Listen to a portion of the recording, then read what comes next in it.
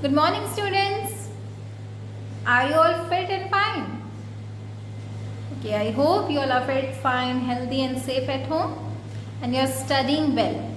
Yes. So students, in the previous class, we started chapter 9. Okay, and we went for the introductory part and then we studied about different modes of reproduction. And under modes of reproduction, we studied about asexual type of reproduction. Okay, and based on that you got some homework questions. Many of you did the homework also. So now I'll give you the answers and you will check if you have written correctly or not, and if there is some mistake then you will check it and correct it. First question you got was, what is budding? Clear? So you will write that, you will not simply write the process in which the reproduction occurs from bud is called budding. No, you are in 8th standard now and you have to write a level answer. So you will write the process in which a small bulb-like structure appears on the body of the organism and later on detaches to form an individual organism is called budding. Clear? Then the second question, what is cytokinesis? The process of division of cytoplasm is termed as cytokinesis. Then third, what is binary fission? The process in which parent cell divides itself into two daughter cells is called binary fission. Clear? So like this you have to write your answers. Today we will start sexual reproduction, which is the second mode of reproduction, that is sexual reproduction. Asexual is already studied and now we are going to study about sexual reproduction. Students, here both the parents are involved. Yeah? Male and female. The parents, male and female parent. Both the female and the male parents are involved here. Only one parent cannot consider going for sexual reproduction. Then here there will not be any outgrowth of body part, there will not be the hatching of egg. This is a different process which will occur inside the body, and here gametes or the sex cells will be produced. Clear? Gametes is a one word for sex cells. Clear? The cells which determine the sex of an individual, means he is either a male or she is a female. This sex is determined by some of the cells in our body and those cells are called gametes. Clear? Then in asexual reproduction we studied that the organisms which are formed are exactly similar. Okay, exactly similar or identical to their parents. But here it is not similar or identical. You can say, take your own example. You look different from your parents. Yes, you look different from your parents. Because humans also undergo sexual reproduction, and that's why the children are not exactly similar to their parents. Clear? There may be some similarities but not completely exactly identical. Clear? So this is sexual reproduction. Now, when both the parents are involved, male and female is involved, then males and females have certain characteristics, certain organs different from each other. Clear? So different reproductive parts or organs are involved by male and by the female. Clear? They have different parts or organs. Then these organs will produce different type of cells. I'll say sex cells. Clear? Both organs, both reproductive organs, one of male and one of female, will produce different kinds of sex cells. Clear? One cell or one or more cells from male and one or more cells from female. These two cells together will make the formation of the new individual possible. Clear? So The male sex cell. Clear? The male sex cell is sperm. S-P-E-R-M, sperm. Sperm is produced by the male. Clear? Then ova or egg is produced by the female. Clear? Male produces sperm, female produces ova or egg cell. Clear? Now, there will be the mating of these two different cells, sperm and ova. When sperm and ova will meet, okay, they will meet or mate, then this process is known as fertilization. Okay, that process is called fertilization, and with this process, after the process of fertilization, a different structure is formed, which is the mixture of sperm and egg, and that is known as zygote. Clear? That is known as zygote, and zygote is the first stage. Zygote is the first stage of an individual's life. Clear? Clear? Then this zygote will divide itself. Karyokinesis will occur, cytokinesis will occur. You have studied about mitosis, meiosis, all these processes, and this division and redivision again and again forms embryo. Clear? Zygote divides and forms embryo, and this embryo grows in size and forms the new individual. So this is a very blueprint of what is sexual reproduction. We are going to study the reproductive parts and the process of fertilization, everything in detail, but this was just a blueprint of what we are going to study. Are you clear? Then you should know about a particular term. There are some organisms in which neither the asexual reproduction takes place and nor both the parents are involved. Those organisms are called hermaphrodites. Means they themselves will produce sex cells, both the sex cells, male one also and female one also. Okay, and the reproduction will occur and the young one will be formed. Clear? They are organisms like earthworm, leech, then snail. You may have seen snail, especially in the rainy season. So these are some organisms who are known as hermaphrodites. Means they produce both type of gametes, sperm also and ovum also. Clear? In the same body. They don't need different partners for reproduction. Clear? They are known as hermaphrodites. Now we will study about fertilization. Okay? Fertilization. See, this is the first step of reproduction. Means the sexual reproduction when starts. This is the first step. This fertilization is the first step of sexual reproduction. Clear? Then it involves fusion of male and female gametes. I have told you the mating of the male gamete with the female gamete. Clear? And I am also telling you that the male gamete is motile. Motile means it can move. Okay, it can move. But the female gamete cannot move. Female gamete will not move. It remains stable. But the male gamete is motile. So when the mating takes place, fusion takes place of male and female gamete, then the zygote is formed. Formation of zygote occurs. So fertilization is a process of fusion of male and female gametes to form the zygote.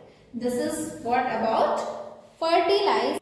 Now see, here you can see both the reproductive parts. Clear? You can see the sperms here. These are the male gametes called sperms. Then this one is the female gamete called ovum. Clear? So this is actually the fertilization process. Fusion of male gamete with the female gamete. And when this will meet, okay, fertilization will occur, and as a result of this zygote will be formed. And that zygote will later form embryo, and that embryo will later form into new individual. Clear? So this is the process of fertilization. I hope you all are clear. and more clear with the diagram. Now, fertilization can be of two types. Okay?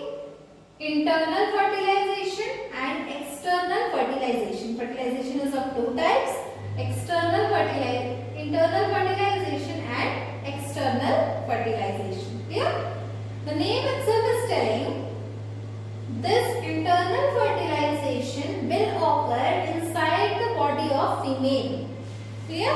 Both the parents are involved, but mostly the fertilization occurs in the body of female. Then, many examples we can go for it. One of the example is humans, the best example. Then earthworms, then birds, then reptiles.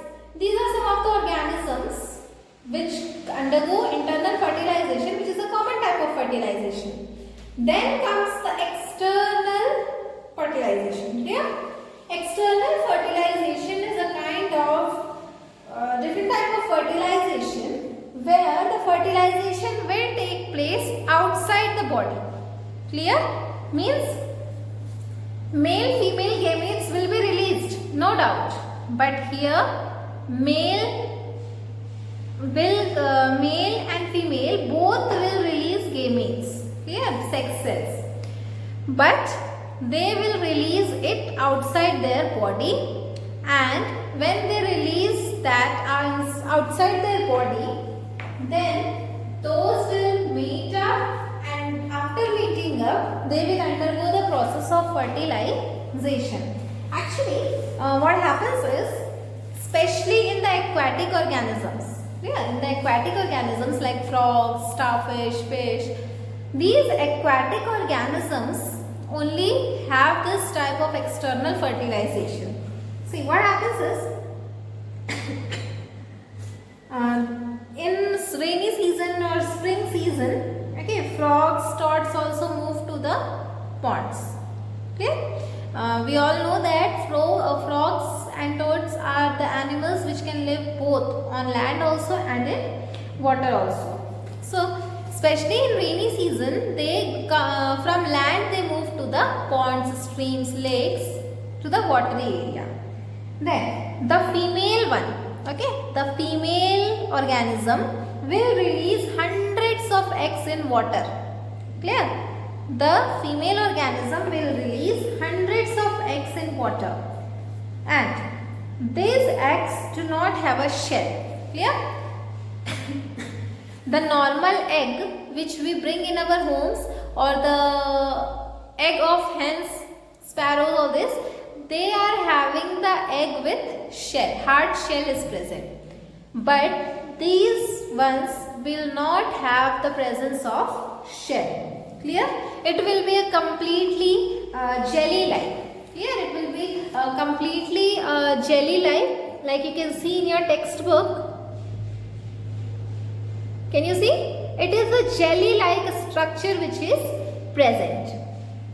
And these jelly-like structures are nothing but the hundreds of eggs closely attached to each other.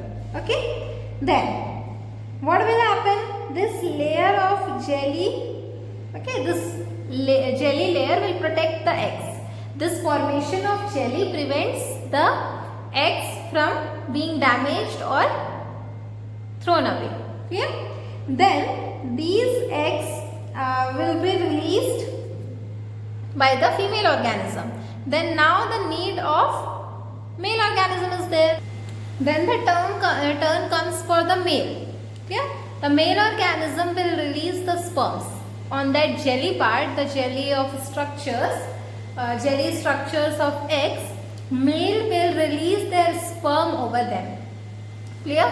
And these sperms are motile, I have already told you. They are having a tail-like structures, you have seen in the picture too. Because of that tail-like structures, they will swim in water. Clear?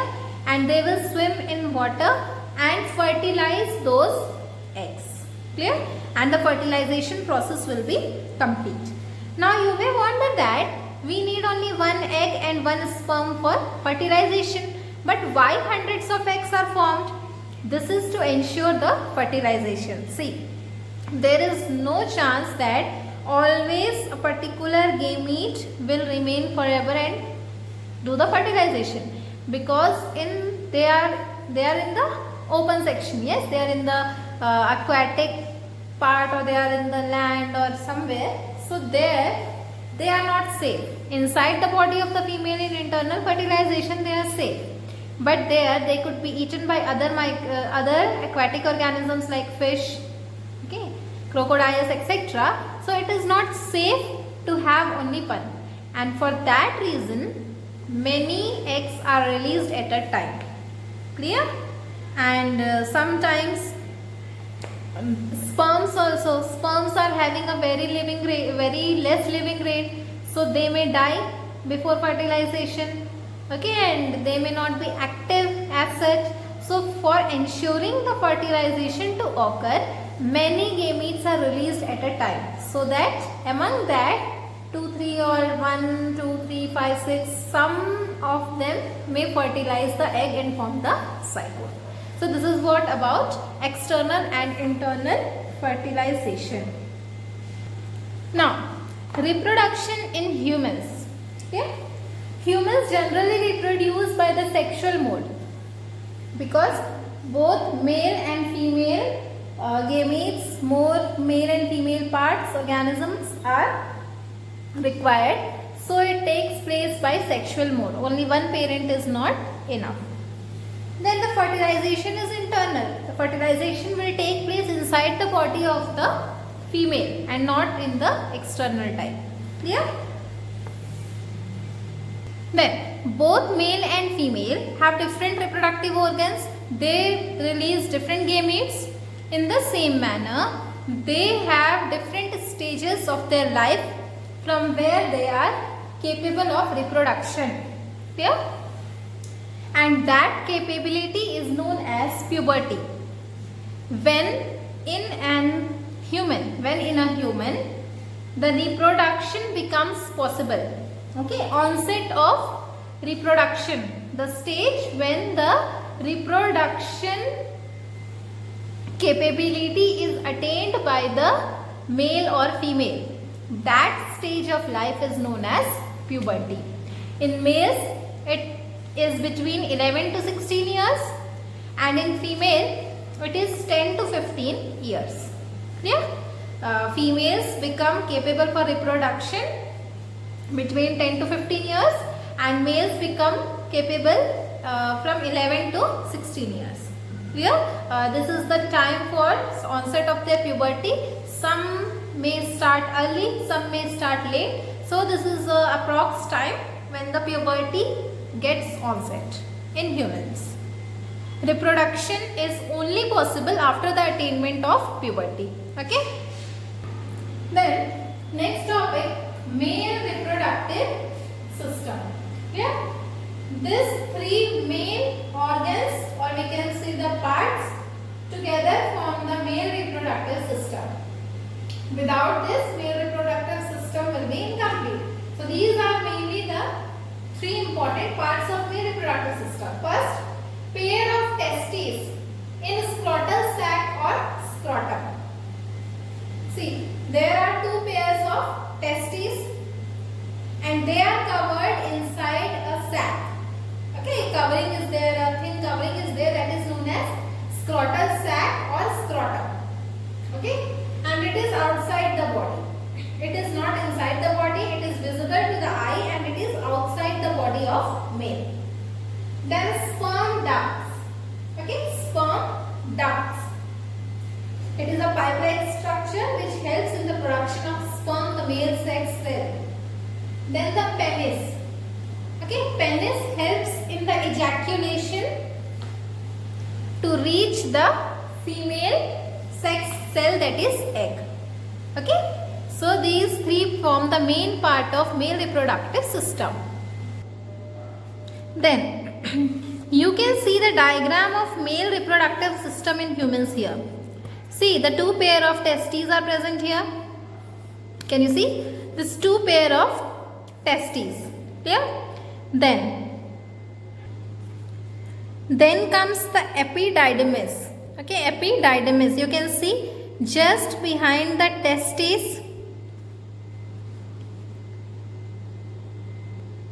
Just behind the testes, a duct-like structure is present. Okay, and this long one is the vas deferens. But before vas deferens, inside, just behind the testes, you can see a duct. That is epididymis. Okay, this epididymis will help to take the sperms formed by testes to the vas deferens. Clear? Clear? Then comes the corpus cavernosum. Okay, corpus cavernosum. This is nothing but the mass of erectile tissues. Okay, mass of some erectile tissues which helps to keep the penis straight. Okay, and it forms the covering for the penis. It forms the covering for the penis. That's it. Then next comes bulbourethral gland. See, you can see a gland here. This green color shown here. Bulbourethral gland. This bulbourethral glands, they will produce the fluid-like structure and help during the ejaculation and mating of male and female gamete. Okay, it will help and it will produce fluid-like structures. These glands will produce fluid-like structures. Then next comes the ampulla. This red colored shown here. This is ampulla. This ampulla will consist of the semen. Okay, semen means that fluid-like structure which is produced by these glands. It will keep it stored there, and when needed, it will pass through the penis down. So ampulla will have the consisting of the collection of semen. Okay, S-E-M-E-N, semen. This vas deferens are very important. Why? Because they will only pass the sperm formed by testes to the urethra, and without sperms, reproduction is not possible. So it will help in the transfer of sperms from testes to bladder or urethra. Then comes the ureter. U-R-E-T-E-R, ureter. The top one. This is known as ureter. This is the part of the kidney which takes urine from the kidney to the urinary bladder to be coming out from the body. It is also attached here. Then next you can see here is bladder. You can see bladder. It is nothing. The urinary bladder which collects the urine from the kidney for coming out of the body. It is bladder. Then here this yellow one is seminal vesicle.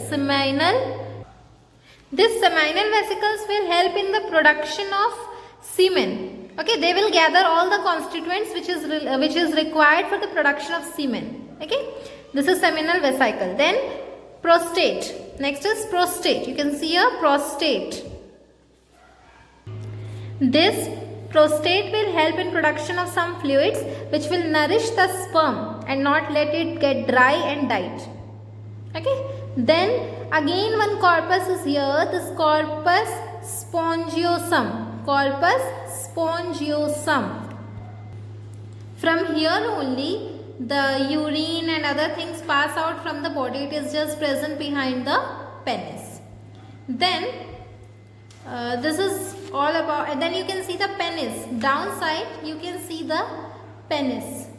Okay, penis, from where the sperms come out, from where the urine passes in males.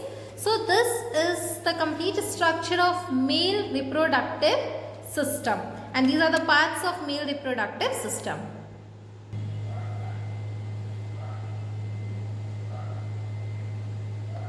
Now let's see about reproductive part of male, that is sperm. So we'll study the structure of male reproductive part. First of all, here you can see the acrosome, the top part, acrosome. This is the head part of the sperm, which helps it to penetrate into the ovum, okay, and do fertilization. And this acrosome, okay, this is acrosome, and this complete is the head